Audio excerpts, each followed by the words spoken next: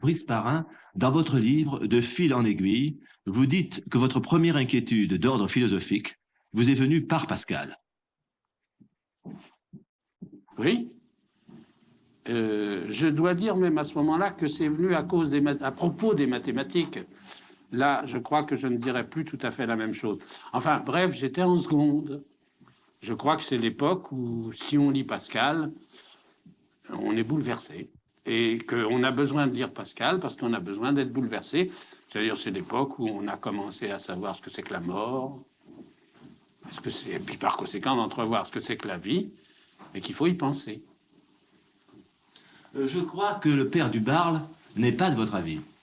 Oh, je ne sais pas, mais c'est amusant. Je vois que nous avons rencontré Pascal à peu près au même âge. J'étais en première. Cependant, ce n'est pas par les mathématiques que j'ai rencontré Pascal. C'est plus tard que j'ai découvert cet aspect-là. C'était en lisant les pensées. Et là aussi, j'ai senti le coup au cœur, mais aussi, de façon très curieuse, une sorte de mécontentement d'entendre ce genre de discours. Je me souviens en avoir parlé assez brutalement à mon aumônier de collège et avoir dit que vraiment ce genre de morale, ça ne m'allait pas du tout, et que je me sentais en désaccord complet avec cette façon de présenter l'existence que Pascal avait. Écoutez, je vous demande pardon. Est-ce que je peux vous demander si c'est parce que vous avez eu peur vous voyez, de la morale, de cette espèce de dureté avec laquelle Pascal juge la vie et de méfiance, qui est en effet une chose terrible. Est-ce que vous vous souvenez de ça ou... Oh oui, je me souviens bien. Ce n'était pas de la peur du tout. Mon Dieu, la mort, je l'avais déjà rencontrée jeune, non pas ma propre personne, mais c'était plutôt cette espèce vraiment, de refus d'un jugement qui me paraissait pas vrai sur les choses, mais pas d'inquiétude. Peut-être le mensonge, parce qu'il y a une accusation terrible de Pascal contre la mauvaise foi de l'homme, enfin, une sorte de quelque chose, c'est le péché originel, c'est le péché, disons originel, enfin, le péché capital, le péché fondamental de l'homme, c'est le mensonge. Oui, je pense. Et évidemment, c'est affreux. Du père du mensonge, comme nous disons entre chrétiens, c'est épouvantable, et pourtant, il me semble qu'il y a un élément, il est difficile à cerner d'ailleurs, et plus j'ai grandi, plus je me suis interrogé dessus, un élément difficile à cerner de dramatisation indue. Il me semble que, enfin, Pascal a rencontré une note, je dirais volontiers biblique, de l'Ancien Testament, de l'homme chrétien, mais que peut-être il y a quelque chose qui est arrivé après et qui est moins représenté dans cette œuvre. Évidemment, évidemment, il n'y a pas la rédemption, il n'y a pas le droit à la vie dans Pascal. On peut, en lisant Pascal, se demander si on a le droit de vivre. C'est très vrai. Ce qui est vrai, alors, par contre, c'est que tout de même, Pascal n'a jamais contesté le droit de penser. Jamais. Et... Ni le droit de vivre. Ni en somme le droit de vivre. Mais je n'aimerais pas vivre comme Pascal me concède le droit de vivre. C'est ça, c'est vrai. C'est lourd. Ce n'est pas simplement lourd, cela me paraît inexact. Mais pourquoi inexact? Est-ce que c'est parce que... Oui, c'est peut-être parce que vous, au fond, vous croyez qu'il y a une rédemption qui s'est faite, que l'homme n'est pas aussi mauvais, aussi soumis à la misère et surtout au hasard. Oui, disons tout de suite, pour faire bref, il faudra peut-être y revenir, que devant Pascal, il y a une phrase qui m'a toujours possédé, même gosse, et qui m'a habité toute le rang de ma vie. Bon, c'est le mot de Saint Jean. Pour nous tout à l'amour, et ça emporte tout. Alors, ceci dit, je crois qu'il faut peut-être que nous rompions les chiens maintenant. On y reviendra là-dessus. Il faut tout de même parler de Pascal, l'homme de pensée, le mathématicien extraordinaire, cet homme de 1650, me semble-t-il, qui, à 27-30 ans, tout d'un coup trouve l'équilibre, non pas encore tout à fait, pas de notre science classique qui n'arrivera qu'un petit peu plus tard avec le calcul différentiel et intégral, avec Newton, avec Leibniz, 45 ans plus tard.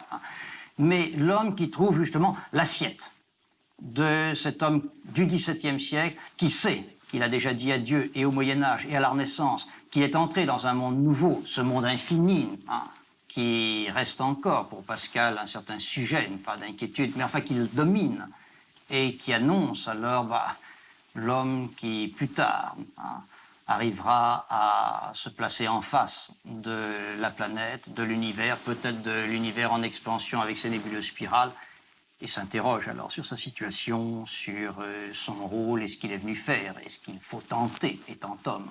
En somme, Pascal a été un savant, il aurait pu être un grand savant, il a été un grand savant. On se dit qu'il avait le calcul différentiel au bout des doigts, et il a jeté ça au chien pour se convertir. Voilà le drame, c'est vrai. Je ne sais pas s'il l'a tout à fait jeté au chien. Non, parce qu'il y a eu la roulette, bien sûr. L'histoire des sciences, vous savez, apprend beaucoup de choses. Oui, bien sûr, il y a Valérie qui a dit que Pascal avait perdu son temps à coudre des papiers pas dans ses poches un certain soir de novembre plutôt que de donner à la France la gloire du calcul infinitésimal. Est-ce tout à fait vrai? Sûrement pas. Pour ma propre part, je pense à Pascal plutôt en mettant à son compte cette phrase qu'il a écrite sur Archimède, « Oh, qu'il a éclaté haut au monde des esprits ». Ben oui, Pascal me donne l'impression, par-delà la bonne assiette cartésienne et galiléenne, mais qui n'était pas encore tout à fait la science mécanique, physico-mathématique, du calcul infinitésimal qui n'arrivera que 40 ans plus tard. Pascal est l'homme qui, tout d'un coup, fait partir une fusée étonnante, unique, et qui, je crois, était absolument nécessaire pour que, plus tard, le calcul infinitésimal puisse exister. Vous savez aussi cette phrase admirable de Leibniz, quand il dit qu'il a lu le manuscrit du triangle caractéristique et qu'il est lui-même tout surpris d'avoir vu, comme en se penchant par-dessus l'épaule de son auteur, une clarté que celui-ci n'y avait point aperçue. Bien, je pense que la grandeur de Pascal, comme la grandeur de tout très grand génie scientifique, c'est d'inscrire dans ses œuvres des clartés que d'autres, à une génération suivante, comme par-dessus son épaule, des chiffres. Voilà, je me disais en vous écoutant que, comment dire, vous ne pouvez plus être aussi aussi bouleversé par Pascal, puisque, en somme, vous lui avez obéi. Le fait d'avoir pris une vie religieuse fait que vous avez, pour ainsi dire, vous échappez à Pascal, en somme. Parce que, qu'est-ce que Pascal nous dit? Il nous dit, sans Dieu, vous êtes malheureux, croyez en Dieu. Et au fond, son tourment, c'est qu'il veut nous démontrer qu'il faut. Mais il n'a pas besoin de vous le démontrer, puisque vous le... Vous voyez, il me semble que là, il y a la différence entre nous et... Ben, je vais vous dire une chose qui va peut-être vous surprendre. Bien, c'est que le tourment de Dieu, je l'ai trouvé plutôt après que je sois entré en religion qu'avant. Avant, je me sentais assez mon aise. J'étais d'une famille chrétienne, bon, très bien. Et puis, j'ai eu en effet l'étrange idée d'entrer en religion. Ça m'a venu très, très rapidement. Je pensais que les affaires étaient bien réglées. Et déjà, à cette époque-là, j'étais en réaction contre Pascal, que je trouvais franchement un peu trop dramatique, un petit peu trop angoissé, faisant à propos de choses qui me semblaient aller de soi une sorte de rhétorique. Alors, effectivement, ensuite, j'ai vu quelquefois ce qu'il pouvait y avoir, pas derrière cette rhétorique, certains abîmes, certains déserts, et ces puits sans eau, dans de longs itinéraires de sable sec. Il y avait aussi certainement cela, mais ce n'est peut-être pas tout à fait de la même façon que je l'ai trouvé. Et puis, Pascal m'a quelquefois choqué, je dois dire, par son âpreté mal digérée. C'est peut-être injuste d'ailleurs de le dire. J'ai compris plus tard pourquoi il avait été si dur dans les provinciales, mais encore maintenant, je trouve tout de même qu'il a été quelquefois bien dur. Et que, dans certains cas, ce n'est peut-être pas tellement la véritable dureté de l'Évangile qui parle à travers certaines de ces phrases, mais quelquefois aussi peut-être la puissance du style qui emporte l'homme. Je ne peux pas dire que je sois un croyant. Je ne peux pas dire que je sois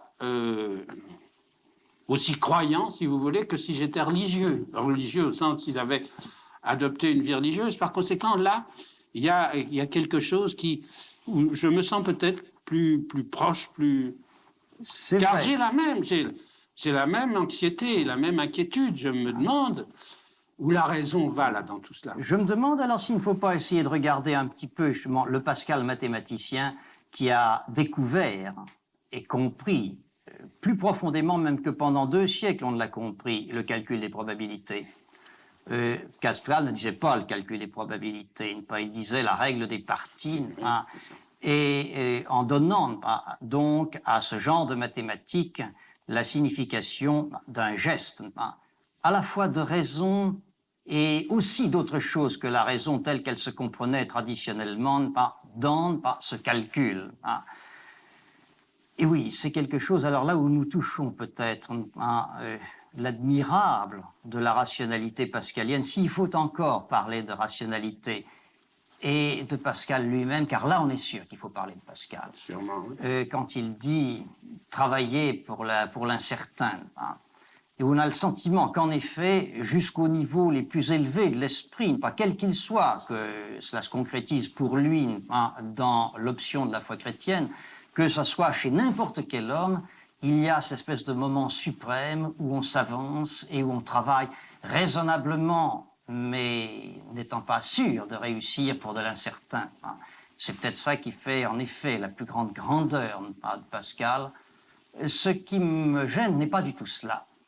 Ce qui m'inquiète quelquefois, c'est qu'alors de là, qui est un sommet, et qui est, je pense, une vérité, alors elle éternelle de l'homme, mais enfin qui se sera trouvée de façon plus profonde dans la personnalité moderne, on retombe à une certaine rhétorique. Il est vrai que Pascal a de l'éloquence, les phrases sont longues, elles sont bien faites, il y a des énumérations, et sûrement que chaque fois qu'il parle de la technique littéraire, fausse fenêtre, etc., il y en a des quantités, des notations, c'est à lui-même qu'il s'adresse, parce qu'il est passionné, il est bouillant, il veut prouver.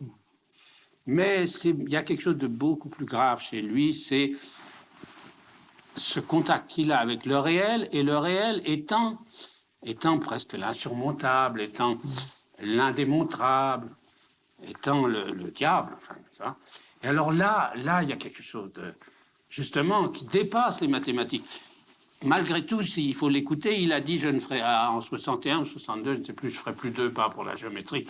C'est quelque chose de terrible pour un type comme Pascal. Bien sûr.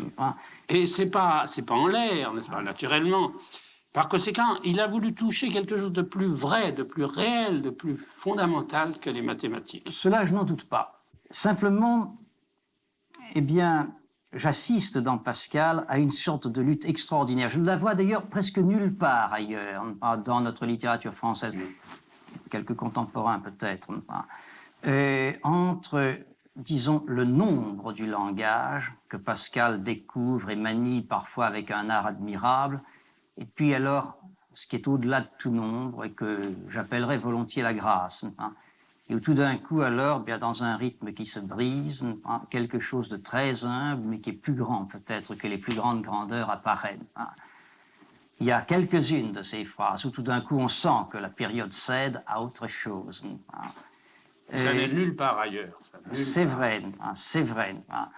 Ce qu'il y a, c'est qu'alors il y a des hommes qui ont accepté plus volontiers, disons, ce statut de misère du langage, et ce statut d'imperfection de notre cœur qui cherche à s'exprimer, et alors qu'on leur pardonne plus aisément que Pascal qui a, d'une certaine manière, lutté et voulu triompher.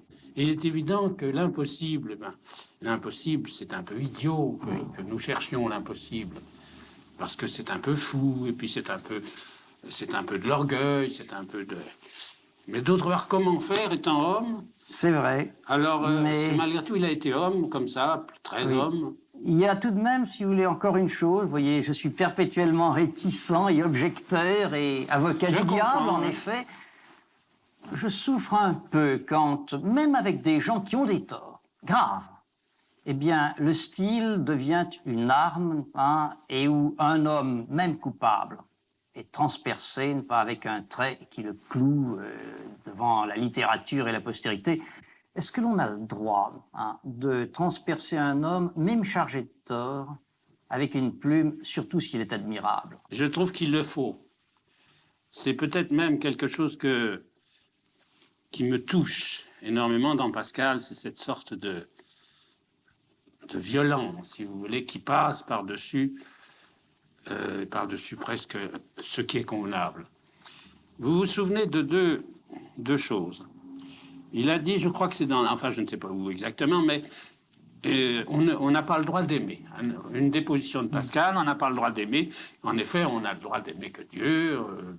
L'amour, les humains sont fragiles, passables, etc. Par conséquent, rationnellement, on n'a pas le droit d'aimer. Ça va très loin parce que ça interdit la vie. Et une autre position qui est du même ordre, si vous voulez, c'est dans, je crois, la lettre à Mademoiselle de Rohanès, que j'ai regardée hier soir. Il faut accepter même la mauvaise foi.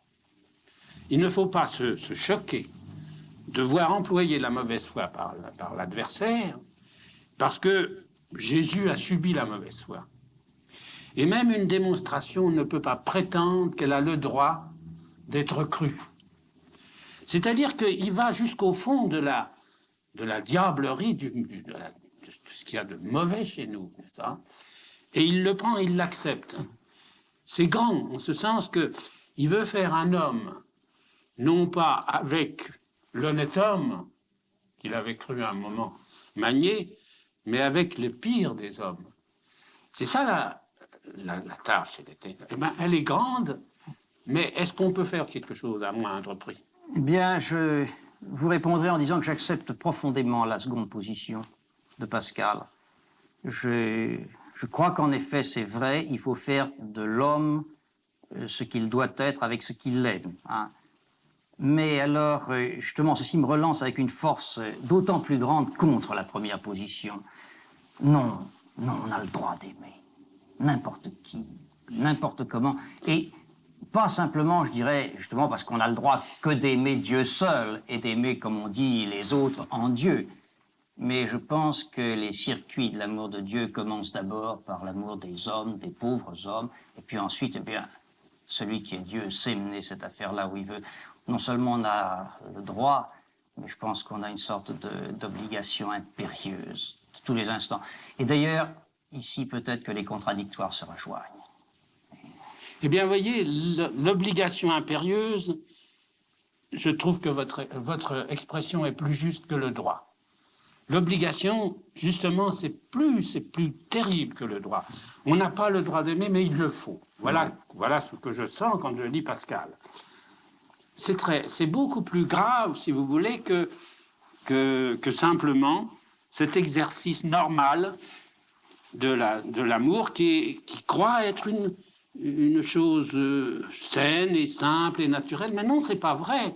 L'amour est quelque chose, c'est un défi à la mort, un défi à l'incommunicabilité, un défi à la mauvaise foi, un défi à la bataille.